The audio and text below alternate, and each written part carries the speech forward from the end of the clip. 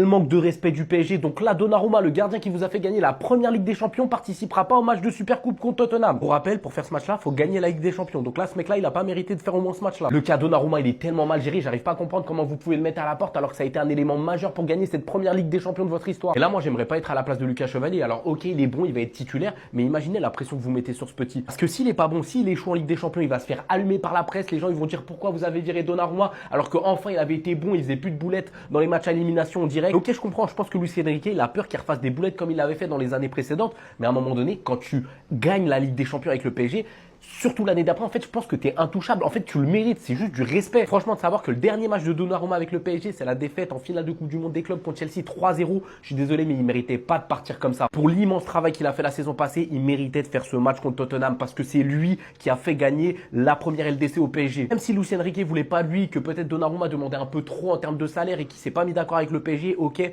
mais tu fais partir quand même ce gardien par la grande porte et pas par la petite.